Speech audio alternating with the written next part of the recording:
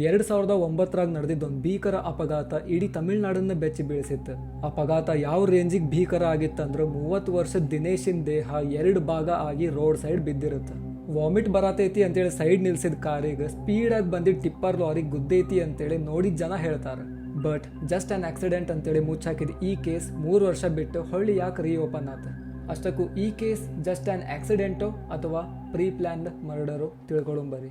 ಬಾಯ್, ಎಲ್ಲರಿಗೂ ನಮಸ್ಕಾರ ರೀ. ನಾ ರೀ ನಿಮ್ಮ ಕ್ರಿಟಿಕಲ್ ಕನ್ನಡಿಗ. ನೀವು ನೋಡಾತೀರಿ ಕ್ರಿಟಿಕಲ್ ಮಿಸ್ಟರೀಸ್. ಜನವರಿ 9, 2012 ತಮಿಳ್ನಾಡಿನ ಒಬ್ಬ MLA ಅವ್ರ ಸಣ್ಣ ಮಗ ವಿಶಾಲ್ ಮಣಿಕಂಠನ್ ಮನೋವೈದ್ಯರ ಹತ್ರ ಹೋಗ್ತಾನೆ ಮತ್ತು ಹೇಳ್ತಾನೆ, ಡಾಕ್ಟರ್, ನಾ ಎಲ್ಲಿ ಹೋದ್ರೂ ಅಲ್ಲೊಂದು ಗಂಡ ದೆವ್ವ ಕಾಣಿಸ್ಕೊಳುತ್ತೆ. ಆ ದೆವ್ವದ ಬಾಯಿ ಒಳಗೆ ಮಾಂಸ ತುಂಬಿರುತ್ತೆ ಮತ್ತು ಅದರಿಂದ ರಕ್ತ ಸೋರ್ತಿರುತ್ತೆ. ಭಾಳ ಅಂದ್ರೆ ಭಾಳ ಭಯಾನಕ ಇರುತ್ತೆ ಅಂತ ಹೇಳ್ತಾನೆ. ಮನೋವೈದ್ಯರು ವಿಶಾಲ್ನ ಸರಿಯಾಗಿ ಗಮನಿಸ್ತಾರೆ ಮತ್ತು ಅವ್ರಿಗನ್ಸುತ್ತೆ ನಿಜವಾಗ್ಲೂ ಇವ ಏನೋ ಡಿಸ್ಟರ್ಬಿಂಗ್ ನೋಡಿರ್ಬೋದು ಅಂತೇಳಿ. ಸೊ ಡಾಕ್ಟರ್ ವಿಶಾಲ್ಗೆ ಕೂಲಾಗಿ ಕೇಳ್ತಾರೆ, ನೀ ಆ ದೆವ್ವನ ಎಲ್ಲೆಲ್ಲಿ ನೋಡಿದ್ದಿ ಅಂತೇಳಿ. ವಿಶಾಲ್ ಹೇಳ್ತಾನೆ, ಮನಿದ ಬಾತ್ರೂಮಿಂದ ಸಿಂಕ್ ಕಡೆ ನೋಡಿದೆ, ಮನಿದ ಟೆರೆಸ್ ಮತ್ತು ಬಾಲ್ಕನಿ ಒಳಗೆ ನೋಡಿದೆ, ಮತ್ತು ನಮ್ಮ ಮನೆ ಕಡೆ ಇರೋ ಒಂದು ತೆಂಗಿನ ಮರದ ಕೆಳಗೆ ಆ ದೆವ್ವ ಕುಂತಿದ್ದನ್ನು ನೋಡಿದ್ದೆ ಅಂತ ಹೇಳ್ತಾನೆ. ಮತ್ತು ಅಷ್ಟೇ ಅಲ್ಲ, ಅವಾಗವಾಗ ಕನ್ನಡಿ ಒಳಗೆ ಕಾಣಿಸುತ್ತಂತನೂ ಹೇಳ್ತಾನೆ. ವಿಶಾಲ್ ಮಾತಾಡೋದನ್ನು ಅಬ್ಸರ್ವ್ ಮಾಡಿದ ಡಾಕ್ಟರ್ ಸ್ವಲ್ಪ ಕನ್ಫ್ಯೂಸ್ ಆಗ್ತಾರೆ. ಇವ ನಿಜವಾಗ್ಲೂ ಅಂಥದ್ದೇನಾದರೂ ನೋಡ್ಯಾನು ಅಥವಾ ಜಸ್ಟ್ ಇವನ್ ಬ್ರೈನ್ ಓವರ್ ಥಿಂಕ್ ಮಾಡತ್ತೇತೋ ಅಂತೇಳಿ. ಸೊ ಆ ಇಂಟೆಲಿಜೆಂಟ್ ಡಾಕ್ಟರ್ ವಿಶಾಲಿಗೆ ಕೇಳ್ತಾರೆ, ನಿಂಗೇನು ಅನ್ಸುತ್ತೆ, ಈಗ ಆ ದೆವ್ವ ಇಲ್ಲೇ ಸುತ್ತಮುತ್ತಲೂ ಇರ್ಬೋದಾ? ನಾನು ಮತ್ತು ನೀನು ಮಾತಾಡೋದನ್ನು ಕೇಳಿಸ್ಕೊತಿರ್ಬೋದಾ ಅಂತೇಳಿ. ಆ ಒಂದು ಮೂಮೆಂಟಿಗೆ ವಿಶಾಲ್ ಡಾಕ್ಟರಿನ ಹಿಂದೆ ಏನೋ ಕ್ರೀಪಿ ನೋಡ್ತಾನೆ ಮತ್ತು ಜೋರಾಗಿ ಒದ್ರಕ್ಕೆ ಚಾಲು ಮಾಡ್ತಾನೆ. ಡಾಕ್ಟರ್, ಆ ದೆವ್ವ ನಿಮ್ಮ ಹಿಂದೆ ಐತಿ ಅಂತೇಳಿ. ಡಾಕ್ಟರ್ ಯಾವುದೇ ಕಾರಣಕ್ಕೂ ಹಿಂತಿರುಗಿ ನೋಡೋಂಗಿಲ್ಲ. ಇಮ್ಮಿಡಿಯೇಟ್ಲಿ ವಿಶಾಲನ ಕೈ ಹಿಡ್ಕೊಂಡು ಆ ರೂಮಿಂದ ಹೊರಗೆ ಕರ್ಕೊಂಡು ಹೋಗ್ತಾರೆ. ಹೊರಗೆ ಹೋದ ತಕ್ಷಣ ಡೋರ್ನ ಲಾಕ್ ಮಾಡ್ತಾರೆ ಮತ್ತು ಅದಕ್ಕೊಂದು ದೊಡ್ಡ ಸೈಜಿಂದ ಬೀಗನ ಹಾಕ್ತಾರೆ. ಆ ಬೀಗ ನೋಡೋಕೆ ಭಾಳ ಹಳೇದು ಮತ್ತು ಸ್ಟ್ರಾಂಗ್ ಇರುತ್ತೆ.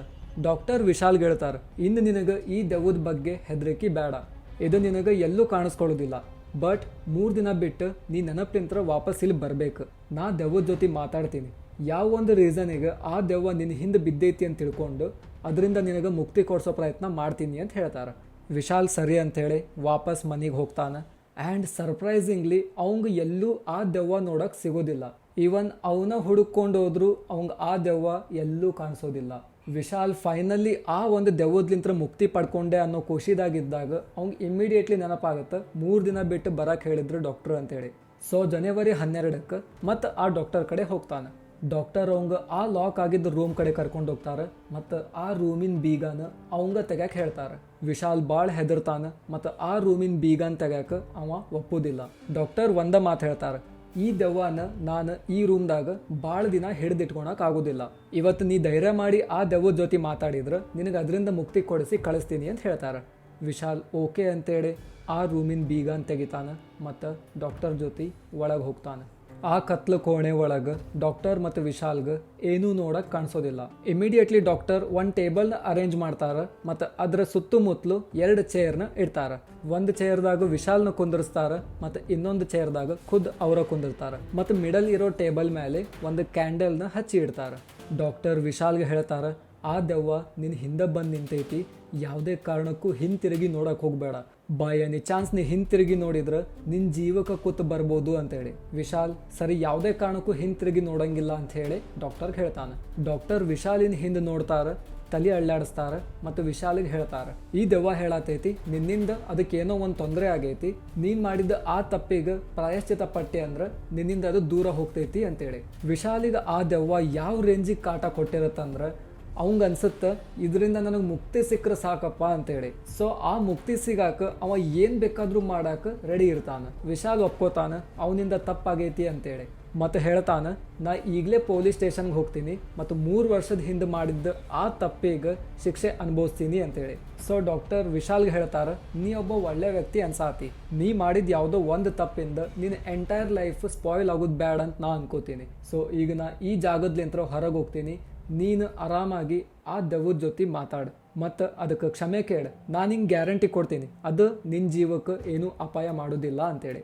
ಸೊ ಡಾಕ್ಟರ್ ಕೊಟ್ಟಿದ್ದ ಭರವಸೆಗೆ ವಿಶಾಲ್ಗೆ ಸ್ವಲ್ಪ ಧೈರ್ಯ ಬರುತ್ತೆ ಮತ್ತು ಅವ ದೆವ್ವದ ಜೊತೆ ಮಾತಾಡಿ ಕ್ಷಮೆ ಕೇಳಕ್ಕೆ ರೆಡಿ ಆಗ್ತಾನೆ. ಡಾಕ್ಟರ್ ಆ ರೂಮ್ಲಿಂತ್ರ ಎದ್ದು ಬರ್ತಾರೆ ಮತ್ತು ಬರೋವಾಗ ಟೇಬಲ್ ಮೇಲೆ ಇದ್ದಿದ್ದ ಕ್ಯಾಂಡಲ್ನ ಆರಿಸಿ ಬರ್ತಾರೆ. ಆ್ಯಂಡ್ ಹೊರಗೆ ಬರ್ತಿದ್ದಂಗೆ ಡೋರ್ ಕಡೆ ನಿಂತ್ಕೊಂಡು ಎಲ್ಲ ಕೇಳಿಸ್ಕೊತಿರ್ತಾರೆ. ವಿಶಾಲ್ ಜೋರಾಗಿ ಅಳಕ್ ಶುರು ಮಾಡ್ತಾನೆ ಮತ್ತು ಅಳ್ಕೋತ ಹೇಳ್ತಾನೆ, ನನ್ನ ಕ್ಷಮಿಸ್ಬಿಡು ದಿನೇಶ್, ನಿನ್ನ ಸಾವಿಗೆ ನಾನ ಕಾರಣ ಆದೆ ಅಂತೇಳಿ. ಸೊ ಒಂದು 10-15 ನಿಮಿಷ ವಿಶಾಲ್ ಕಂಟಿನ್ಯೂಸ್ಲಿ ಅಳ್ಕೋತ ಏನೋ ಹೇಳ್ತಿರ್ತಾನೆ. ಡಾಕ್ಟರ್ ಅದನ್ನು ಹೊರಗೆ ನಿಂತು ಕೇಳಿಸ್ಕೋತಿರ್ತಾರೆ. ತನ್ನ ಮನಸ್ಸಾಗಿರೋ ಎಲ್ಲ ಗಿಲ್ಟ್ ಮತ್ತು ಫ್ರಸ್ಟ್ರೇಷನ್ಸ್ನ ಹೊರಗೆ ಹಾಕಿರೋದ್ರಿಂದ ಮತ್ತು ಭಾಳ ಹತ್ತಿರೋದ್ರಿಂದ ವಿಶಾಲ್ ಅನ್ಕಾನ್ಷಿಯಸ್ ಆಗಿ ಬೀಳ್ತಾನೆ. ಡಾಕ್ಟರ್ ಇಮ್ಮಿಡಿಯೇಟ್ಲಿ ಆ್ಯಂಬುಲೆನ್ಸಿನ ಹೆಲ್ಪ್ ತೊಗೊಂಡು ಅವಂಗೆ ಹಾಸ್ಪಿಟಲ್ಗೆ ಅಡ್ಮಿಟ್ ಮಾಡ್ತಾರೆ. ಫ್ಯೂ ಅವರ್ಸ್ ಕಳಿತೈತಿ ಮತ್ತು ವಿಶಾಲ್ಗೆ ಪ್ರಜ್ಞೆ ಬರುತ್ತೆ. ಪ್ರಜ್ಞೆ ಬರ್ತಿದ್ದಂಗೆ ವಿಶಾಲ್ ಡಾಕ್ಟರ್ಗೆ ಹೇಳ್ತಾನೆ, ನನಗೆ ಪೊಲೀಸ್ ಸ್ಟೇಷನ್ಗೆ ಕರ್ಕೊಂಡು ಹೋಗ್ರಿ ಅಂತೇಳಿ. ಅವಾಗ ಡಾಕ್ಟರ್ ಹೇಳ್ತಾರೆ, ಇಲ್ಲ ನೀ ಈಗ ಎಲ್ಲೂ ಹೋಗೋ ಸ್ಥಿತಿ ಒಳಗಿಲ್ಲ, ಬೇಕಂದ್ರೆ ಪೊಲೀಸರನ್ನ ಇಲ್ಲಿ ಕರೆಸ್ತೀನಿ ಅಂತೇಳಿ. ವಿಶಾಲ್ ಒಪ್ಪಿಗೆ ಕೊಡ್ತಾನೆ ಮತ್ತು ಡಾಕ್ಟರ್ ಪೊಲೀಸರನ್ನ ಹಾಸ್ಪಿಟಲಿಗೆ ಕರೆಸ್ತಾರೆ. ಪೊಲೀಸರು ವಿಶಾಲ್ನ ಅಪ್ರೋಚ್ ಮಾಡೋಕ್ಕಿಂತ ಮೊದಲು ಡಾಕ್ಟರ್ ಪೊಲೀಸರಿಗೆ ಸಿಗ್ತಾರೆ ಮತ್ತು ಹೇಳ್ತಾರೆ, ಆ ಪೇಷಂಟ್ ಹೆಸರು ವಿಶಾಲ್ ಮಣಿಕಂಠನ್, ಯಾವುದೋ ಊರಿನ MLA ಮಗ. 3 ವರ್ಷದ ಹಿಂದೆ ಏನೋ ತಪ್ಪು ಮಾಡ್ಯಾನ ಮತ್ತು ಅದರದ್ದು ಪಾಪ ಈಗ ಕಾಡಾತೈತಿ. ಪ್ರೊಬ್ಯಾಬ್ಲಿ ಒಂದು ಕೊಲೆ ಮಾಡಿರ್ಬೋದವ. ಆ ಕೊಲೆ ಅವನ ಮನಸ್ಸಿನ ಮೇಲೆ ಬಹಳ ದೊಡ್ಡ ಪ್ರಭಾವ ಬೀರೈತಿ. ಕಾಗ್ನಿಟಿವ್ ಡಿಸೋನೆನ್ಸ್, ರಿಮೋರ್ಸ್ ಮತ್ತು ಪ್ಯಾರನೋಯ್ಯಾ ಈ ಮೂರೂ ಕೂಡಿ ಅವನ ತಲೆಯಾಗ ಒಂದು ದೆವ್ವದ ರೂಪದ್ನಾಗ ಕಾಡತ್ತಾವ. ನಾನು ನೋಡಿದೆ, ಯಾವ ದೆವ್ವನೂ ಇಲ್ಲ. ಅದೆಲ್ಲ ಅವನ ಬ್ರೈನ್ದಾಗ ಕ್ರಿಯೇಟ್ ಆಗತ್ತಿದ್ದ ಹ್ಯಾಲುಸಿನೇಷನ್ಸ್ ಅಷ್ಟ ಅಂತ ಹೇಳ್ತಾರೆ. ಪೊಲೀಸರಿಗೆ ಆ ಒಂದು ಮೂಮೆಂಟ್ ಸರಿಯಾಗಿ ಅರ್ಥ ಆಗುತ್ತೆ ಮತ್ತು ಅವರು ಡಿಸೈಡ್ ಮಾಡ್ತಾರೆ ಈ ಕೇಸ್ನ ಸೆನ್ಸಿಟಿವ್ ಆಗಿ ಹ್ಯಾಂಡಲ್ ಮಾಡ್ಬೇಕಂತೇಳಿ. ಪೊಲೀಸರು ಸೀದಾ ವಿಶಾಲ್ ಇರೋ ಬೆಡ್ ಕಡೆ ಹೋಗ್ತಾರೆ ಮತ್ತು ಅವ್ನ ಸ್ಟೇಟ್ಮೆಂಟ್ ತೊಗೊಳಕ್ಕೆ ಶುರು ಮಾಡ್ತಾರೆ. ವಿಶಾಲ್ ಕೊಟ್ಟಿದ್ದು ಒಂದು ಸ್ಟೇಟ್ಮೆಂಟ್ ಎಂಟೈರ್ ಪೊಲೀಸ್ ಡಿಪಾರ್ಟ್ಮೆಂಟ್ನ ಶೇಕ್ ಮಾಡೋವಂಗಿರುತ್ತೆ. ಅಷ್ಟೇ ಅಲ್ಲ, ಪೊಲೀಸ್ ಡಿಪಾರ್ಟ್ಮೆಂಟ್ ಒಳಗೆ ಇನ್ನೂ ಅಷ್ಟು ಜವಾಬ್ದಾರಿ ಮೂಡಿಸೋ ಹಂಗಿರುತ್ತೆ. ಆ ಸ್ಟೇಟ್ಮೆಂಟ್ ಬಗ್ಗೆ ತಿಳ್ಕೊಳ್ಳೋಣಂತ. ಬಟ್ ಅದಕ್ಕಿಂತ ಮುಂಚೆ ಅದ್ರ ಹಿಂದಿರೋ ಒಂದು ಸ್ಟೋರಿನ ತಿಳ್ಕೊಳ್ಳೋಣ ಬರ್ರಿ. ಮಣಿಕಂಠನ್ ರಾಜಪ್ರಸಾದ್ ತಮಿಳ್ನಾಡಿನ ಒಬ್ಬ ಶ್ರೀಮಂತ MLA ಆಗಿರ್ತಾರೆ. ಅವ್ರಿಗೆ 2 ಜನ ಊರ್ನ ಹಾಳು ಮಾಡುವಂಥ ಮಕ್ಕಳೇ ಇರ್ತಾರೆ. ಅವ್ರ ಹೆಸರು ಅಜಯ್ ಮತ್ತು ವಿಶಾಲ್. ಅಜಯ್ ದೊಡ್ಡ ಮಗ, ಅವಂಗ 32 ವರ್ಷ ಇರುತ್ತೆ ಮತ್ತು ವಿಶಾಲ್ ಸಣ್ಣ ಮಗ, ಅವಂಗ 30 ವರ್ಷ ಇರುತ್ತೆ. ಅಪ್ಪನ ರೊಕ್ಕದ್ನಾಗ ಮಜಾ ಮಾಡೋ ಈ 2 ಹುಡುಗರು ಸೊಸೈಟಿಗೆ ಭಾಳ ವಜ್ ಬಿದ್ದಿರ್ತಾರೆ. ಸಿಕ್ಕಾಪಟ್ಟೆ ರೌಡಿಸಮ್, ಜನರಿಗೆ ಹೆದರಿಸೋದು ಮತ್ತು ದರ್ಪ ತೋರಿಸೋದು ಮಾಡ್ತಿರ್ತಾರೆ. ಅಷ್ಟೇ ಅಲ್ಲ, ಪಾಲಿಟಿಕ್ಸ್ದಾಗ ಅವ್ರ ತಂದೆಗೆ ಅಪೋನೆಂಟ್ ಆಗಿ ಯಾರು ಬಂದ್ರೆ ಅವ್ರನ್ನ ಸೈಲೆಂಟ್ ಆಗಿ ಮುಗಿಸಿ ಬಿಡ್ತಿದ್ರು ಮತ್ತು ಯಾರಿಗೂ ಅದ್ರ ಬಗ್ಗೆ ಗೊತ್ತು ಆಗ್ತಿರ್ಲಿಲ್ಲ. ಮತ್ತು ಅಜಯ್ ಒಬ್ಬ ವಿಕೃತಕಾಮಿ ಇರ್ತಾನೆ. ಅವನ ಗ್ಯಾಂಗ್ ಜೊತೆ ಎಲ್ಲರೂ ಹೊಂಟಾಗ ಯಾವುದರ ಸುಂದರವಾದ ಮಹಿಳೆಯರು ಅವ್ನು ಕಾಣಿಸಿದ್ರೆ ಅವ್ರನ್ನ ಅಪ್ರೋಚ್ ಮಾಡ್ತಿದ್ದ ಮತ್ತು ದುಡ್ಡಿನ ಆಸೆ ತೋರಿಸಿ ಅವ್ರ ಜೊತೆ ಫಿಸಿಕಲಿ ಮೂವ್ ಆಗ್ತಿದ್ದ. ಒಂದು ವೇಳೆ ಅವ್ರೇನಾರ ಒಪ್ಪಲಿಲ್ಲ ಅಂದ್ರೆ ಅವ್ರನ್ನ ಎತ್ತಾಕೊಂಡೋಗಿ ಅತ್ಯಾಚಾರ ಮಾಡ್ತಿದ್ದ. ಅದಾದ್ಮೇಲೆ ಅತ್ಯಾಚಾರಕ್ಕೆ ಒಳಗಾಗಿದ್ದ ಯಾವ ಹೆಣ್ಮಕ್ಳು ಕಾಣಿಸ್ತಿರ್ಲಿಲ್ಲ. ಈ 2 ಅಣ್ತಮ್ರ ಅಟ್ಟಹಾಸನ ಈವನ್ ಪೊಲೀಸರ ಕಡೆನೂ ತಡಕ್ಕಾಗ್ತಿರ್ಲಿಲ್ಲ, ಜಸ್ಟ್ ಬಿಕಾಸ್ ಅವ್ರ ತಂದೆ ಒಬ್ಬ ಪವರ್ಫುಲ್ ಪಾಲಿಟಿಷಿಯನ್ ಅಂತೇಳಿ. ಇನ್ನು ಈ ಸ್ಟೋರಿದ ಇನ್ನೊಂದು ಸೈಡಿಗೆ ಬರೋಣ. ದಿನೇಶ್ ಕುಮಾರ್, ವಯಸ್ಸು 30, ಮನ್ಯಾಗ ಇರೋದ 3 ಜನ. ದಿನೇಶ್ ಅವ್ರ ತಾಯಿ, ದಿನೇಶ್ ಅವ್ರ ತಂಗಿ. ಈ family members upper middle class ಫ್ಯಾಮಿಲಿಗೆ ಬಿಲಾಂಗ್ ಆಗ್ತಿದ್ರು. ಬಟ್ ದಿನೇಶ್ ಕಷ್ಟಪಟ್ಟು ಓದಿ ಜಾಬ್ ಮಾಡಿ ಅವ್ರ ಫ್ಯಾಮಿಲಿನ ರಿಚ್ ಆಗಿ ನೋಡ್ಕೋತಿದ್ದ. ಅವ್ರ ಅಪ್ಪರ್ ಭಾಳ ಬೇಗ ತೀರೋಗಿರ್ತಾರ. ಸ್ಟಿಲ್ ದಿನೇಶ್ ಮನಿ ಜವಾಬ್ದಾರಿ ಎಲ್ಲ ತಗೊಂಡು ತಂಗಿಗೆ ಒಳ್ಳೆ ಎಜುಕೇಶನ್ ಕೊಟ್ಟು ಮನಿ ನಡೆಸ್ತಿದ್ದ. ದಿನೇಶಿಗೆ ಆಲ್ರೆಡಿ ಮದುವೆ ಫಿಕ್ಸ್ ಆಗಿರುತ್ತೆ. ಹುಡುಗಿ ಬೇರೆ ಯಾರೂ ಅಲ್ಲ, ಅವ್ನ ಸ್ಕೂಲ್ ಕ್ಲಾಸ್ಮೇಟ್ ಚಂದನ. ದಿನೇಶ್ ಮತ್ತು ಚಂದನ 8th ಸ್ಟ್ಯಾಂಡರ್ಡ್ ಇದ್ದಾಗಿಂದ ಪ್ರೀತಿ ಮಾಡ್ತಿರ್ತಾರೆ ಮತ್ತು ಅವ್ರಿಗೆ ಜಾಬ್ ಸಿಕ್ಕ ಮೇಲೆ ಮನ್ಯಾಗ ಒಪ್ಸಿರ್ತಾರೆ. ದಿನೇಶ್ ಎಂಥ ಒಳ್ಳೆ ಹುಡುಗ ಅನ್ನೋದು ಚಂದನ ಅವ್ರ ಕುಟುಂಬಸ್ಥರಿಗೆ ಗೊತ್ತಿರುತ್ತೆ. ಹಾಗಾಗಿ ಒಪ್ಸಾಕ ಅವ್ರಿಗೆ ಭಾಳ ಕಷ್ಟ ಆಗಿರೋದಿಲ್ಲ. ಬಟ್ ಒಂದು ಮ್ಯಾಟರಿಗೆ ಅಷ್ಟೇ ಸ್ವಲ್ಪ ಚರ್ಚೆ ಆಗುತ್ತೆ. ಸ್ಟಿಲ್ ಅದನ್ನ ಇಗ್ನೋರ್ ಮಾಡಿ ಒಪ್ಪಿಗೆ ಕೊಡ್ತಾರೆ. ಅದೇನಂದ್ರೆ ಚಂದನ ದಿನೇಶ್ಗಿಂತ 1.5 ತಿಂಗಳು ದೊಡ್ಡಕ್ಕೆ ಇರ್ತಾಳೆ. ಇಟ್ಸ್ ಓಕೆ, ಭಾಳಷ್ಟು ಜನ ಅದಾರ ಸೀನಿಯರ್ ಗರ್ಲ್ಸ್ನ ಮದುವೆ ಆದವರು. ಈ ಜನ್ರೇಷನ್ದಾಗ ಇದೆಲ್ಲ ಕಾಮನ್ ಅಂತೇಳಿ ನೆಗ್ಲೆಕ್ಟ್ ಮಾಡ್ತಾರೆ ಮತ್ತು ಒಪ್ಪಿಗೆ ಕೊಡ್ತಾರೆ. ಸೊ ಎಂಗೇಜ್ಮೆಂಟ್ ಮತ್ತು ಮದುವೆ 2010ರಾಗ ಮಾಡ್ಬೇಕಂತೇಳಿ 2 ಫ್ಯಾಮಿಲಿಯವರು ನಿಶ್ಚಯ ಮಾಡಿರ್ತಾರೆ. 2 ಫ್ಯಾಮಿಲಿ ನಡುವೆ ಒಳ್ಳೆ ಫ್ರೆಂಡ್ಶಿಪ್ ಇರುತ್ತೆ ಮತ್ತು ಎಲ್ಲ ಫೆಸ್ಟಿವಲ್ಸ್ನ 2 ಫ್ಯಾಮಿಲಿ ಕೂಡಿ ಸೆಲೆಬ್ರೇಟ್ ಮಾಡ್ತಿರ್ತಾರೆ. ಜೂನ್ 15, 2009 ದಿನೇಶ್ ಅವ್ರ ತಾಯಿಯವ್ರ ಬರ್ಡೇಗೆ ಒಂದು ಸುಜುಕಿ ವ್ಯಾಗನರ್ ಕಾರ್ನ ಪರ್ಚೇಸ್ ಮಾಡಿ ಸರ್ಪ್ರೈಸ್ ಕೊಡ್ತಾನೆ. ಕಾರ್ ಡೆಲಿವರಿಗೆ 2 ಫ್ಯಾಮಿಲಿ ಕೂಡ್ತಾರೆ ಮತ್ತು ಸೆಲೆಬ್ರೇಷನ್ ಮಾಡ್ತಾರೆ. ಕಾರ್ನ ಮನೆಗೆ ತರ್ತಾರೆ. ಅಷ್ಟು ಜನರಾಗ ಯಾರಿಗೂ ಗೊತ್ತಿರಲಿಲ್ಲ ಆ ಒಂದು ಕಾರ್ ಜೀವ ತೊಗೊಂಡು ಹೋಗಕ್ಕೆ ಬಂದೈತಿ ಅಂತೇಳಿ. ದಿನೇಶಿನ ಲೈಫ್ದಾಗ ಎಲ್ಲ ಚಲೋ ನಡೀತಿರುತ್ತೆ ಮತ್ತು ಅವ ಖುಷಿಯಿಂದ ಇರ್ತಾನೆ. ಬಟ್ ಅಂಥ ಒಂದು ದಿನ ಬಂದ ಬಿಡುತ್ತೆ ದಿನೇಶ್ ಮನಸ್ದಾಗೂ ಅನ್ಕೋಲಾರ್ದಂಥದ್ದು. ಜೂನ್ 19, 2009 ದಿನೇಶ್ ಮತ್ತು ಚಂದನ ಊಟಿಗೆ ಹೋಗೋ ಪ್ಲ್ಯಾನ್ ಮಾಡ್ತಾರೆ. ಅವ್ರದ್ದಿನ್ನೂ ಎಂಗೇಜ್ಮೆಂಟ್ ಆಗದೆ ಇರೋ ರೀಸನ್ ಈಗ ಮನ್ಯಾಗ ಹೇಳಿದ್ರೆ ಬಿಡಲ್ಲ ಅಂತೇಳಿ ಹೇಳಲಾರ್ದ ಹೋಗೋ ಪ್ಲ್ಯಾನ್ ಮಾಡ್ತಾರೆ. ಆ್ಯಂಡ್ ಅವರಿಬ್ಬರು ಆ ದಿನ ಟೂರ್ಗೆ ಹೋಗೋ ಸಲುವಾಗಿ ಶಾಪಿಂಗಿಗೆ ರೆಡಿ ಆಗ್ತಾರೆ. ಸೊ ಬೆಳಿಗ್ಗೆ ಆಲ್ಮೋಸ್ಟ್ 11 ಗಂಟೆ ಸುಮಾರು ದಿನೇಶ್ ಚಂದನ ಅವ್ರ ಮನೆ ಕಡೆ ಹೋಗ್ತಾನೆ. ಕಾರ್ನ ಅವ್ರ ಮನೆ ಮುಂದೆ ನಿಂದ್ರಿಸಿ ಚಂದನ ಕಾಲ್ ಮಾಡ್ತಾನೆ. ಚಂದನ ಕಾಲ್ ಪಿಕ್ ಮಾಡ್ತಾಳೆ ಮತ್ತು ಹೇಳ್ತಾಳೆ, ಬಂದೆ, ರೆಡಿ ಆಗೀನಿ, ಜಸ್ಟ್ 1 ಮಿನಿಟ್ ಅಂತೇಳಿ. ದಿನೇಶ್ ಕಾಲ್ ಕಟ್ ಮಾಡಿ ಚಂದನ ಸಲುವಾಗಿ ವೇಟ್ ಮಾಡ್ತಿರ್ತಾನೆ ಮತ್ತು ಅದ ಗ್ಯಾಪ್ ಒಳಗೆ ಅವ ಒಂದು ಮೆರ್ಸಡೀಸ್ ಸಿ ಕ್ಲಾಸ್ ಕಾರ್ನ ನೋಡ್ತಾನೆ. ದಿನೇಶ್ ಒಬ್ಬ ಕಾರ್ ಲವರ್ ಆಗಿರೋದ್ರಿಂದ ಆ ಮೆರ್ಸಡೀಸ್ ಕಾರ್ನ ಕಂಟಿನ್ಯೂಸ್ಲಿ ಸ್ಟೇರ್ ಮಾಡ್ತಿರ್ತಾನೆ. ಸ್ಟೇರ್ ಮಾಡೋ ಟೈಮ್ದಾಗ ನೋಟಿಸ್ ಮಾಡ್ತಾನೆ ಆ ಮೆರ್ಸಡೀಸ್ ಕಾರಿಗೆ VIP ನಂಬರ್ ಪ್ಲೇಟ್ ಐತಿ ಅಂತೇಳಿ. ಯೂಶ್ವಲಿ VIP ನಂಬರ್ ಪ್ಲೇಟ್ ಯಾವುದರ ಪೊಲಿಟಿಷಿಯನ್, ಸೆಲೆಬ್ರಿಟಿ ಅಥವಾ ರಿಚ್ ಪೀಪಲ್ ಕಡೆ ಅಷ್ಟೇ ಇರುತ್ತೆ. ಸೊ ಆ ಒಂದು ಮೂಮೆಂಟಿಗೆ ದಿನೇಶಿನ ತಲೆಯಾಗ Mercedes car plus VIP number plate highlight ಆಗಿರುತ್ತೆ. ಚಂದನ ಬರ್ತಾಳೆ, ದಿನೇಶಿನ ವ್ಯಾಗನಾರ್ ಕಾರ್ದಾಗ ಹತ್ತಾಳೆ ಮತ್ತು ಅವರಿಬ್ಬರು ಶಾಪಿಂಗಿಗೆ ಹೋಗ್ತಾರೆ. ಮಾಲ್ ರೀಚ್ ಆಗ್ತಿದ್ದಂಗೆ ಮಾಲಿಂದ ಪಾರ್ಕಿಂಗ್ ಸ್ಲಾಟ್ ಒಳಗೆ ವ್ಯಾಗನಾರ್ ಕಾರ್ನ ಪಾರ್ಕ್ ಮಾಡ್ತಾರೆ ಮತ್ತು ಶಾಪಿಂಗಿಗೆ ಹೋಗ್ತಾರೆ. ಆಲ್ಮೋಸ್ಟ್ 1.5 ತಾಸು ಶಾಪಿಂಗ್ ಮಾಡಿ ವಾಪಸ್ ಪಾರ್ಕಿಂಗ್ ಸ್ಲಾಟಿಗೆ ಬಂದು ವ್ಯಾಗನಾರ್ ಕಾರ್ ತೊಗೊಂಡು ಹೊರಗೆ ಹೋಗ್ತಾರೆ. ಸೊ ಆ ಮಾಲ್ದ ಪಾರ್ಕಿಂಗ್ ಸ್ಲಾಟಿಂದ ಹೊರಗೆ ಬರ್ತಿದ್ದಂಗೆ ಒಂದು ಕಾಂಪ್ಲೆಕ್ಸ್ ಮುಂದೆ ಅಗೈನ್ ಆ Mercedes C class car with VIP number plate ನಿಂತಿದ್ದನ್ನು ದಿನೇಶ್ ನೋಟಿಸ್ ಮಾಡ್ತಾನೆ. ಫಸ್ಟ್ ಅವ ಅದನ್ನು ಕೋಇನ್ಸಿಡೆನ್ಸ್ ಅನ್ಕೋತಾನೆ ಮತ್ತು ನೆಗ್ಲೆಕ್ಟ್ ಮಾಡ್ತಾನೆ. ದ ನೆಕ್ಸ್ಟ್ ಡೇ ಅಂದ್ರೆ ಜೂನ್ 20ಕ್ಕೆ ಬೈಕ್ ತೊಗೊಂಡು ಚಂದನ ಅವ್ರ ಮನೆ ಕಡೆ ಹೋಗ್ತಾನೆ. ಅಗೈನ್ ಆ ಸಿ ಕ್ಲಾಸ್ ಕಾರ್ ಅಲ್ಲಿ ಪಾರ್ಕ್ ಆಗಿದ್ದನ್ನು ನೋಟಿಸ್ ಮಾಡ್ತಾನೆ. ಆ ಕಾರ್ ಚಂದನ ಅವ್ರ ಮನೆ ಕಡೆ ಆಲ್ಮೋಸ್ಟ್ ನಿಯರ್ ನಿಂತಿರುತ್ತೆ. ಅದ್ರ ಒಳಗೆ ಯಾರು ಅದಾರಂತ ನೋಡ್ಬೇಕಂದ್ರೆ ಗ್ಲಾಸ್ ಟಿಂಟೆಡ್ ಇರುತ್ತೆ, ಸೊ ಕ್ಲಿಯರ್ಲಿ ಕಾಣಿಸ್ತಿರಂಗಿಲ್ಲ. ಮತ್ತು ದಿನೇಶ್ ಅದ್ರ ಕಡೆ ಅಷ್ಟು ಗಮನ ಕೊಡ್ಲಾರ್ದ ಚಂದನ ಅವ್ರ ಮನೆಯೊಳಗೆ ಹೋಗ್ತಾನೆ. ಚಂದನ ಅವ್ರ ಫ್ಯಾಮಿಲಿ ಮೆಂಬರ್ಸ್ನೆಲ್ಲ ಮಾತಾಡಿಸಿ ವಾಪಸ್ ಮನೆಗೆ ಹೋಗ್ತಾನೆ. ಜೂನ್ 21, 2009 ದಿನೇಶ್ ಮತ್ತು ಚಂದನ ಊಟಿಗೆ ಹೋಗಕ್ಕೆ ಅರ್ಲಿ ಮಾರ್ನಿಂಗ್ 5:15 ರೆಡಿ ಆಗಿರ್ತಾರೆ. ದಿನೇಶ್ ಅವ್ರ ಮನ್ಯಾಗ ಫ್ರೆಂಡ್ಸ್ ಜೊತೆ ಟೂರಿಗೆ ಹೊಂಟೀನಿ ಅಂತ ಸುಳ್ಳು ಹೇಳಿರ್ತಾನೆ ಮತ್ತು ಚಂದನ ಆಫೀಸ್ ವರ್ಕ್ ಮೇಲೆ ಡೆಲ್ಲಿಗೆ ಹೋಗತ್ತೀನಿ ಅಂತ ಸುಳ್ಳು ಹೇಳಿರ್ತಾಳೆ. ಸೊ ಬೆಳಿಗ್ಗೆ 6:30 ಸುಮಾರು ದಿನೇಶ್ ಚಂದನ ಅವ್ರ ಮನೆಯಿಂದ ಒಂದು ಕ್ರಾಸಿನ ಹಿಂದೆ ಚಂದನಾಗ ಪಿಕ್ ಮಾಡ್ತಾನೆ ಮತ್ತು ಅವರಿಬ್ಬರು ಊಟಿಗೆ ಹೊರಡ್ತಾರೆ. ಊಟಿಗೆ ಹೋಗಾಕ ಅವರು ಸೆಲೆಕ್ಟ್ ಮಾಡಿದ ರೂಟ್ ಕೋಟಗಿರಿ. ಸೊ ಕೋಟಗಿರಿ ಬಗ್ಗೆ ಆಲ್ಮೋಸ್ಟ್ ಎಲ್ಲರಿಗೂ ಗೊತ್ತಿದ್ದ ಐತಿ. ಒಂದು ವೇಳೆ ಗೊತ್ತಿರಲಿಲ್ಲ ಅಂದ್ರೆ ಹೇಳ್ತೀನಿ ಕೇಳ್ರಿ. ಕೋಟಗಿರಿ ರೂಟ್ ಅಂದ್ರೆ ಏಕದಮ್ ಡೆನ್ಸ್ ಫಾರೆಸ್ಟ್ ಮತ್ತು ನಿರ್ಜನ ಪ್ರದೇಶ. ಹೆಚ್ಚಾಗಿ ವೆಹಿಕಲ್ಸ್ ಅವರು ಆ ರೂಟ್ನ ಅವಾಯ್ಡ್ ಮಾಡ್ತಾರೆ, ಯಾಕಂದ್ರೆ ಭಯಾನಕ ರೂಟ್ ಪ್ಲಸ್ ಫಾಗ್ ಇರೋದ್ರಿಂದ. ಅಷ್ಟೇ ಅಲ್ಲ, ಆ ರೂಟ್ ಒಳಗೆ ಇದುವರೆಗೂ ಭಾಳಷ್ಟು ಆಕ್ಸಿಡೆಂಟ್ ಹಿಸ್ಟ್ರೀಸ್ ಅದಾವು. ಸೊ ದಿನೇಶ್ ಮತ್ತು ಚಂದನ ಸಿಟಿ ಕ್ರಾಸ್ ಆಗೋವರೆಗೂ ಅಂದ್ರೆ 7:15 ಆಗಿಬಿಟ್ಟಿರುತ್ತೆ. ಆ್ಯಂಡ್ ಅವರು ಫಾರೆಸ್ಟ್ ಹೈವೇ ಟಚ್ ಆಗ್ತಿದ್ದಂಗೆ ರೋಡ್ ಸೈಡ್ ಒಂದು ಸ್ಟಾಲ್ ಒಳಗೆ ಟಿಫಿನ್ ಮಾಡ್ತಾರೆ. ಟಿಫಿನ್ ಮಾಡ್ಬೇಕಾದ್ರೆ ಚಂದನ ಹೇಳ್ತಾಳೆ, ನಂಗೆ ಯಾಕೋ ಸೇರಾತಿಲ್ಲ, ನನ್ನ ಪಾಲಿನ ದೋಸೆ ನೀನ ತಿನ್ಬಿಡು ಅಂತೇಳಿ ದಿನೇಶಿಗೆ ಕೊಡ್ತಾಳೆ.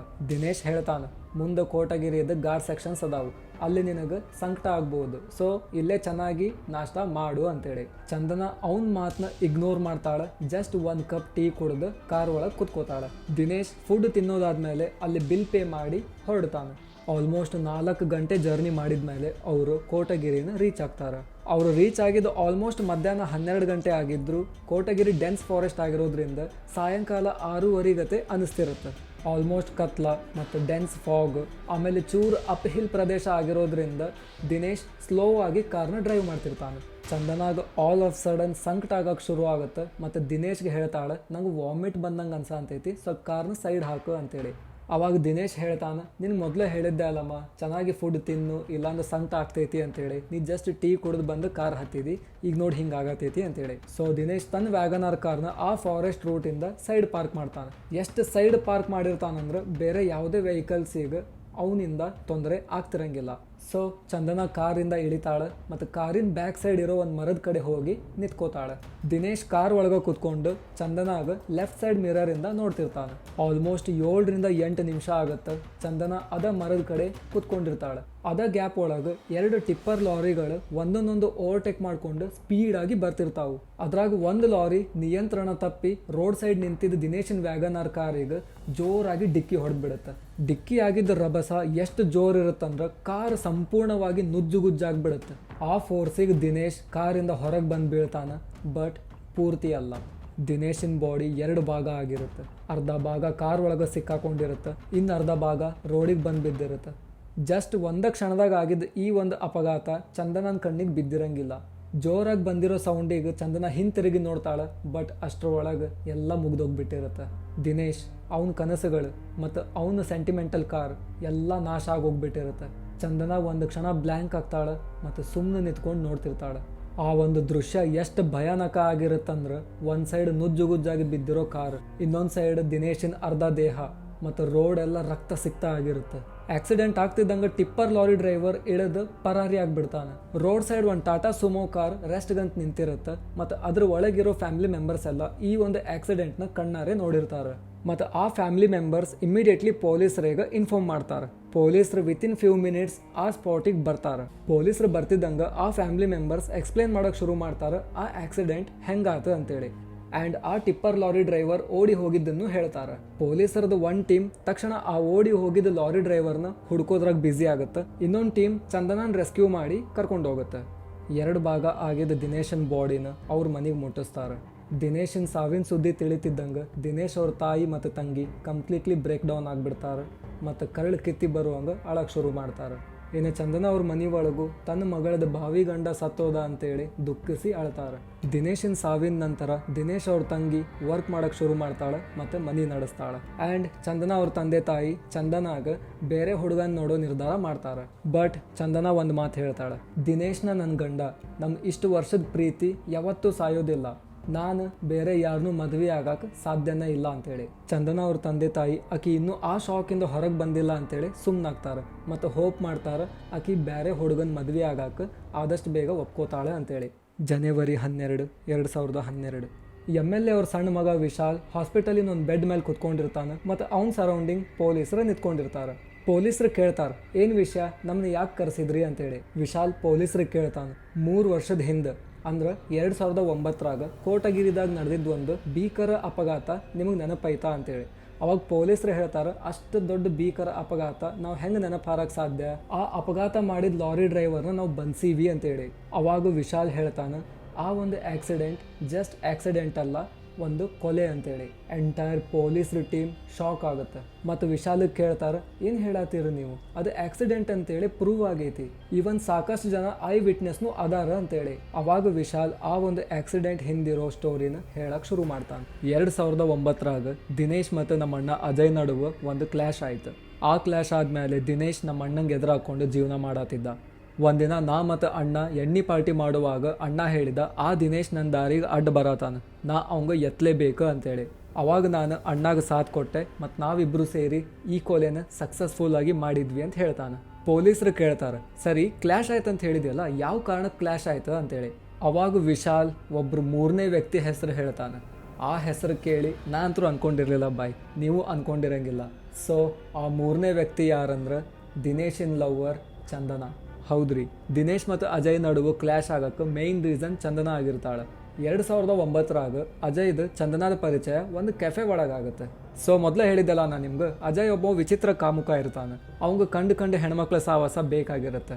ಸೊ ಯಾವ ಮೂಮೆಂಟಿಗೆ ಅಜಯ್ ಚಂದನಾಗ ನೋಡ್ತಾನೆ, ಡೈರೆಕ್ಟಾಗಿ ಹೋಗಿ ಅಪ್ರೋಚ್ ಮಾಡ್ತಾನೆ, ನಾ ಈ ಊರಿನ MLAದ ಮಗ, ನನ್ನ ಹತ್ರ ಅಷ್ಟು ರೊಕ್ಕ ಐತಿ, ಇಷ್ಟು ರೊಕ್ಕ ಐತಿ, ನೀ ನನ್ನ ಜೊತೆ ಸಂಬಂಧ ಇಟ್ಕೊಂಡು ಅಂದ್ರೆ ನಿಂಗೆ ಅದನ್ನು ಕೊಡಿಸ್ತೀನಿ ಇದನ್ನು ಕೊಡಿಸ್ತೀನಿ ಅಂತೇಳಿ ಆಸೆ ಹಚ್ತಾನೆ. ಬಟ್ ಚಂದನ ಆ ಒಂದು ಮೂಮೆಂಟಿಗೆ ಅಜಯ್ಗೆ ಕ್ಲಿಯರ್ಲಿ ರಿಜೆಕ್ಟ್ ಮಾಡಿ ಎದ್ದು ಹೋಗ್ತಾಳೆ. ಬಟ್ ಅಜಯ್ದು ಸ್ವಭಾವದ ಬಗ್ಗೆ ಗೊತ್ತಲ್ಲ, ಬೇಕಂದ್ರೆ ಆ ದಿನ ಸುಮ್ಮನಿರ್ತಾನೆ ಮತ್ತು ಚಂದನಾಗ ಹೋಗಾಕ್ ಬಿಡ್ತಾನೆ. ದ ನೆಕ್ಸ್ಟ್ ಡೇ ಸೇಮ್ ಕೆಫೆಗೆ ಚಂದನ ಬಂದಿರ್ತಾಳೆ ಮತ್ತು ಅಲ್ಲೇ ಅಜಯ್ ಅವ್ರ ಹುಡುಗರನ್ನ ಕರ್ಕೊಂಡು ಬರ್ತಾನೆ. ಅಗೇನ್ ಚಂದನನ್ ಅಪ್ರೋಚ್ ಮಾಡ್ತಾನೆ ಮತ್ತು ಹೇಳ್ತಾನೆ, ನನಗೆ ನೀನು ಬೇಕು ನೋ ಮ್ಯಾಟರ್ ವಾಟ್ ಅಂತೇಳಿ. ಮತ್ತು ಚಂದನ ಅಲ್ಲಿಂದ ಎದ್ದು ಹೋಗ್ತಾಳೆ. ಸೊ ಯಾರೋ 3rd ಪರ್ಸನಿಂದ ಈ ಒಂದು ಸುದ್ದಿ ದಿನೇಶಿಗೆ ತಿಳಿತೈತಿ. ಬಟ್ ಅವಂಗೊಂದು 100ಕ್ಕೆ 100 ಗ್ಯಾರಂಟಿ ಇರುತ್ತೆ, ಚಂದನ ಅವಂದು ಪ್ರಾಣ ಸಖಿ, ಆಕಿ ಅವಂಗ ಯಾವತ್ತೂ ಮೋಸ ಮಾಡೋಕ್ಕೆ ಸಾಧ್ಯ ಇಲ್ಲ ಅಂತೇಳಿ. ದಿನೇಶ್ ಡಿಸೈಡ್ ಮಾಡ್ತಾನೆ ಚಂದನಾನ ಕೆಫೆವರೆಗೂ ಫಾಲೋ ಮಾಡ್ಕೊಂಡು ಹೋಗ್ಬೇಕು ಮತ್ತು ಯಾರು ಆಕಿನ ಹಿಂದೆ ಬಿದ್ದಾನ ಅವಂಗೆ ವಾರ್ನಿಂಗ್ ಕೊಡಬೇಕು ಅಂತೇಳಿ. ಅನ್ಕೊಂಡಂಗೆ ದಿನೇಶ್ ಚಂದನಾಗ ಗೊತ್ತಿರಲಾರ್ದ ಆಕಿನ ಫಾಲೋ ಮಾಡ್ಕೊಂಡು ಹೋಗ್ತಾನೆ ಮತ್ತು ಕೆಫೆ ಒಳಗೆ ಅನ್ನೊಂದು ಪರ್ಸನ್ ಗತೆ ಇರ್ತಾನೆ. ಲಿಟರಲಿ ಚಂದನಾಗ ಗೊತ್ತೂ ಇರಂಗಿಲ್ಲ ಅವ ಆಕಿಗೆ ಫಾಲೋ ಮಾಡ್ಕೊಂಡು ಬಂದಾನ ಅನ್ನೋದು. ಸೊ ಆಫ್ಟರ್ ಸಮ್ ಟೈಮ್ ಆ ಕೆಫೆಗೆ ಅಜಯ್ ಮತ್ತು ಅವ್ನ ಟೀಮ್ ಬರುತ್ತೆ ಮತ್ತು ಚಂದನಾಗ ಇರಿಟೇಟ್ ಮಾಡೋಕೆ ಶುರು ಮಾಡ್ತಾರೆ. ಅವಾಗ ದಿನೇಶ್ ಎದ್ದು ಹೋಗ್ತಾನೆ ಮತ್ತು ಅಜಯ್ಗೆ ಫೇಸ್ ಟು ಫೇಸ್ ನಿಂತ್ಕೊಂಡು ಹೇಳ್ತಾನೆ, ಆಕಿ ನನ್ನ ಹುಡುಗಿ, ಇನ್ಮೇಲೆ ಆಕಿನ ತಂಟೆಗೆ ಬರೋಕೆ ಹೋಗಬೇಡ್ರಿ ಅಂತೇಳಿ. ಆ ಮೂಮೆಂಟಿಗೆ ಅಜಯ್ಗೆ ಭಾಳ ಸಿಟ್ಟು ಬರುತ್ತೆ ಮತ್ತು ಅವರಿಬ್ಬರು ನಡುವೆ ಮಾತಿನ ಚಕಮಕಿ ಆಗ್ತೈತಿ. ಅದ ಸಿಟ್ಟು ಒಳಗೆ ಅಜಯ್ ದಿನೇಶ್ ಮೇಲೆ ಕೈ ಎತ್ತಿ ಬಿಡ್ತಾನೆ. ದಿನೇಶ್ ಸಹಿಸ್ಕೋಲಾರ್ದ ಅವನು ವಾಪಸ್ ಅವನ ಮೇಲೆ ಕೈ ಎತ್ತಿ ಬಿಡ್ತಾನೆ. ಬಟ್ ಆ ಕೆಫೆ ಒಳಗೆ ಅಜಯ್ ಒಬ್ನ ಬಂದಿರಲಿಲ್ಲ, ಅವ್ನ ಗ್ಯಾಂಗ್ ಜೊತೆ ಬಂದಿದ್ದ. ಸೊ ಅಜಯ್ ಗ್ಯಾಂಗಿನ ಹುಡುಗರು ದಿನೇಶ್ ಮೇಲೆ ಹಲ್ಲೆ ಮಾಡೋಕೆ ಶುರು ಮಾಡ್ತಾರೆ. ಅವ್ಗೆ ಹೆಂಗೆ ಬೇಕಂಗೆ ಹೊಡೆದು ಆ ಕೆಫೆಲಿಂತ್ರ ಓಡಿ ಹೋಗ್ಬಿಡ್ತಾರೆ.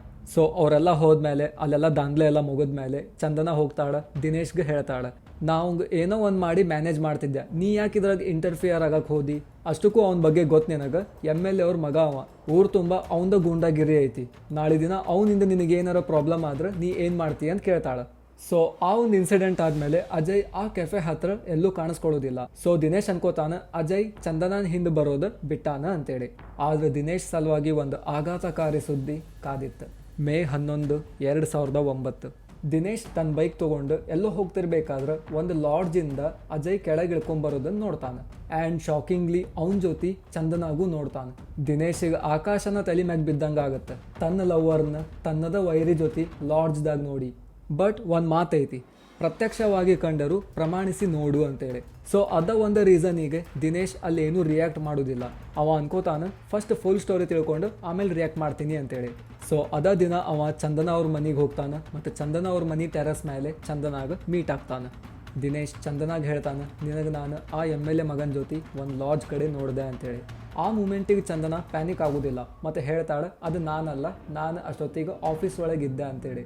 ಬಟ್ ದಿನೇಶಿಗೆ ಆಲ್ರೆಡಿ ಗೊತ್ತಾಗೋಗ್ಬಿಟ್ಟಿರತ್ತೆ ಚಂದನ ಅಜಯ್ ಜೊತೆ ಫಿಸಿಕಲ್ ರಿಲೇಷನ್ಶಿಪ್ ಇಟ್ಕೊಂಡಾಳಂತೇಳಿ. ಸ್ಟಿಲ್ ದಿನೇಶಿಗೆ ಇಷ್ಟ ಇರಂಗಿಲ್ಲ ಅವ್ನ ಚೈಲ್ಡ್ಹುಡ್ ಪ್ರೀತಿನ ಕಳ್ಕೊಳಕ್ಕೆ. ಸೊ ಅವ ಡಿಸೈಡ್ ಮಾಡ್ತಾನೆ ಚಂದನಾಗ ಆಕಿ ಮಾಡಿದ ತಪ್ಪಲಿಂತ ಕ್ಷಮಿಸಿ ಆಕಿಗೆ ಬುದ್ಧಿ ಹೇಳಿ ಮತ್ತು ಸರಿಯಾದ ದಾರಿಗೆ ತರಬೇಕಂತೇಳಿ. ದಿನೇಶ್ ಏನಾರ ಚಂದನ ಸಿಕ್ಕ ಬಿದ್ದಿದ್ದಿ ನಾನು ಆಕಿನ ದೂರ ಮಾಡ್ಕೊಂಡ್ಬಿಟ್ಟಿದ್ದ ಅಂದ್ರೆ ಇಷ್ಟೊತ್ತಿಗೆ ಅವ್ನ ಜೀವ ಉಳಿದಿರ್ತಿತ್ತು. ಬಟ್ ವಿಧಿ ಆಟ ಬಲ್ಲವ್ರು ಯಾರು. ದಿನೇಶ್ ಚಂದನಾಗ ಕ್ಷಮಿಸ್ತಾನೆ ಮತ್ತು ಆಕಿಗೆ ಹೇಳ್ತಾನೆ ಇನ್ನೊಮ್ಮೆ ಇಂಥ ತಪ್ಪು ಮಾಡಬೇಡ ಅಂತೇಳಿ. ಚಂದನ ಚೇಂಜ್ ಆದವ್ರಂಗೆ ಆ್ಯಕ್ಟ್ ಮಾಡ್ತಿರ್ತಾಳೆ, ಬಟ್ ಒಳಗಿಂದೊಳಗೆ ಅಜಯ್ ಜೊತೆ ಸೇರಿ ಮೈಂಡ್ ಗೇಮ್ ಆಡ್ತಿರ್ತಾಳೆ. ದುಡ್ಡಿನ ಆಸೆಗೆ ಬಿದ್ದಿದ್ದು ಚಂದನಾಗ ಗೊತ್ತಿರಲಿಲ್ಲ ಅಜಯ್ ಸಿಕ್ಕ ಹೆಣ್ಮಕ್ಳು ಸಹವಾಸ ಮಾಡ್ತಾನಂತೇಳಿ. ಅಜಯ್ಗೆ ಬೇಕಾಗಿದ್ದು ಚಂದನ ಮತ್ತು ದಿನೇಶ್ ಮೇಲೆ ಪ್ರತೀಕಾರ. ಚಂದನ ಅಂತೂ ಅವ್ನಿಗೆ ಸಿಕ್ಕಾತ, ಇನ್ನು ದಿನೇಶ್ ಮೇಲೆ ಪ್ರತೀಕಾರ ತೊಗೊಳೋದೊಂದು ಬಾಕಿ ಇತ್ತು. ಆ್ಯಂಡ್ ಅಜಯ್ ಅನ್ಕೊಂಡಂಗೆ ದಿನೇಶ್ ಮೇಲೆ ಪ್ರತೀಕಾರ ತೊಗೊಳಕ್ಕೆ ಮುಂದಾಗ್ತಾನೆ ಮತ್ತು ಅವ್ರ ತಮ್ಮ ವಿಶಾಲ್ನ ಮರ್ಡರ್ ಪ್ಲ್ಯಾನ್ ಒಳಗೆ ಇನ್ಕ್ಲೂಡ್ ಮಾಡ್ಕೋತಾನೆ. ಹೊಸ ಕಾರ್ ತೊಗೊಂಡಿದ್ದ ಸಂಭ್ರಮದನಾಗ ಇದ್ದಿದ್ದ ದಿನೇಶ್ಗೆ ಚಂದನ ಕಡೆಯಿಂದ ಊಟಿ ಪ್ಲ್ಯಾನ್ ಮಾಡಿಸ್ತಾನೆ ಮತ್ತು ಅವಂಗೆ ಫಿನಿಶ್ ಮಾಡೋಕೆ 6 ಲಾರಿಗಳನ್ನ ರೆಡಿ ಮಾಡಿಸ್ತಾನೆ. ಟೂರ್ ಪ್ಲ್ಯಾನ್ ಆಗಿದ್ದ ದಿನ ಕೋಟಗಿರಿದಾಗ 6 ಲಾರಿಗಳನ್ನ ಎಲ್ಲ ದಿಕ್ಕಿಂದ ಬಿಡ್ತಾನೆ. ಚಂದನ ಇಂಟೆನ್ಷನಲಿ ದಿನೇಶ್ ಮುಂದೆ ಟಿಫಿನ್ ಮಾಡೋದಿಲ್ಲ ಮತ್ತು ಫಾರೆಸ್ಟ್ ರೋಡ್ ಒಳಗೆ ವಾಮಿಟ್ ಬರತೈತಿ ಅಂತ ಸುಳ್ಳು ಹೇಳಿ ಕೆಳಗೆ ಇಳ್ಕೋತಾಳೆ. ಅಲ್ಲಿಗೆ 6 ಲಾರಿಗಳ ಒಳಗೆ 1 ಲಾರಿ ಸಕ್ಸಸ್ಫುಲ್ಲಿ ಬಂದು ದಿನೇಶ್ಗೆ ಆಕ್ಸಿಡೆಂಟ್ ಮಾಡುತ್ತೆ ಆ್ಯಂಡ್ ದಿನೇಶ್ ಸತ್ತು ಹೋಗ್ತಾನೆ.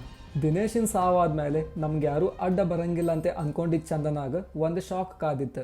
ಅದೇನಂದ್ರೆ ಚಂದನಾಗ ಅಜಯ್ದ ಕಂತ್ರಿ ಬುದ್ಧಿ ಗೊತ್ತಾಗ್ಬಿಡತ್ತೆ ಆ್ಯಂಡ್ ಲಾಯಲ್ ಆಗಿ ಇದ್ದಿದ್ದು ದಿನೇಶಿನ ನೆನಪಾಗಿ ಸಿಕ್ಕಾಪಟ್ಟೆ ಪಶ್ಚಾತ್ತಾಪ ಆಗುತ್ತೆ. ಬಟ್ ಎಲ್ಲೂ ಹೇಳ್ಕೊಳ್ಳೋ ಹಂಗಿಲ್ಲ, ಹೇಳ್ಕೊಂಡ್ರೆ ಜೈಲು ಶಿಕ್ಷೆ ಗ್ಯಾರಂಟಿ ಅನ್ನೋದು ಚಂದನಾಗ ಗೊತ್ತಿರತ್ತೆ. ಇನ್ನು ಈ ಆಕ್ಸಿಡೆಂಟ್ ಮರ್ಡರಿನ ಪ್ಲ್ಯಾನ್ ಸಂಪೂರ್ಣವಾಗಿ ವಿಶಾಲ್ ಮಾಡಿರೋದ್ರಿಂದ ದಿನೇಶಿನ ಸಾವಾದ್ಮೇಲೆ ಅದ್ರ ಪಾಪ ಅವಂಗ ಭ್ರಮೆ ರೂಪದ್ನಾಗ ಕಾಡಕ್ಕೆ ಶುರು ಆಗುತ್ತೆ. ಆ ಭ್ರಮೆ ಎಲ್ಲಿವರೆಗೂ ಕಾಡುತ್ತಂದ್ರೆ ತಾನು ಖುದ್ದಾಗಿ ಪೊಲೀಸರ ಮುಂದೆ ಹೋಗಿ ಒಪ್ಕೊಳ್ಳೋವರೆಗೂ. ಯಾವಾಗ ವಿಶಾಲ್ ತನ್ನ ಪಾಪಗಳನ್ನ ಪೊಲೀಸರ ಮುಂದೆ ಒಪ್ಕೋತಾನೆ ಅವಾಗ ಪೊಲೀಸರು ಅಜಯ್, ವಿಶಾಲ್, ಚಂದನ ಮತ್ತು ಇನ್ನೂ 3 ಜನ ಈ ಸ್ಟೋರಿ ಒಳಗೆ ಇಂಟರ್ಫಿಯರ್ ಆದವ್ರನ್ನ ಅರೆಸ್ಟ್ ಮಾಡ್ತಾರೆ ಮತ್ತು ಅವ್ರಿಗೆ ಜೈಲು ಶಿಕ್ಷೆ ಕೊಡ್ತಾರೆ. ಸೊ ಈ ಸ್ಟೋರಿಯಿಂದ ನಾವು ಏನು ತಿಳ್ಕೊಬೋದಂದ್ರೆ ಲಾಯಲ್ಟಿ ಭಾಳ ಮ್ಯಾಟರ್ ಆಗುತ್ತೆ. ಬೈ ಎನಿ ಚಾನ್ಸ್ ಚಂದನ ಏನಾರ ರೊಕ್ಕದ ಆಸೆಗೆ ಬೀಳಲಾರ್ದ ತನ್ನ ಲಾಯಲ್ಟಿನ ಕಳ್ಕೊಂಡಿರಲಿಲ್ಲ ಅಂದ್ರೆ ಇಷ್ಟೆಲ್ಲ ಆಗ್ತಾನೆ ಇರಲಿಲ್ಲ. ಅಜಯ್ ತನ್ನ ಪ್ರಯತ್ನನೆಲ್ಲ ತಾನು ಮಾಡಿ ಲಾಸ್ಟಿಗೆ ತಾನ ಸೋತು ಹೋಗ್ತಿದ್ದ. ಅಲ್ಲಿಗೆ ದಿನೇಶ್ ಮತ್ತು ಚಂದನ ಅವ್ರ ಪ್ರೀತಿನೂ ಉಳಿತಿತ್ತು ಮತ್ತು ದಿನೇಶಿನ ಜೀವನೂ ಉಳಿತಿತ್ತು. ಸೊ ನೋಡಿದ್ರಲ್ಲ ಹೆಂಗಿತ್ತು ಇವತ್ತಿನ ವಿಡಿಯೋ ಅಂತೇಳಿ ನನಪಿಂತ್ರ ಕಮೆಂಟ್ ಹಾಕ್ರಿ. ಈ ವಿಡಿಯೋದ ಸ್ಕ್ರಿಪ್ಟಿಂಗ್, AI ಇಮೇಜ್ ಜನ್ರೇಷನ್ ಮತ್ತು ಎಡಿಟಿಂಗಿಗೆ ನನಗೆ ಟೋಟಲ್ ಆಗಿ 2 ವಾರ ಬೇಕಾತು. ಸೊ ಈ ಲಿಟಲ್ ಎಫರ್ಟ್ಸ್ ನಿಮಗೆ ಇಷ್ಟ ಆಗಿದ್ರೆ ದಯಮಾಡಿ ಸಬ್ಸ್ಕ್ರೈಬ್ ಮಾಡ್ಕೊರಿ. ಮತ್ತು ಇನ್ನೊಂದು ವಿಡಿಯೋದಾಗ ಸಿಗೋಣಂತ್ರಿ. Thank you so much. Love you all. Bye.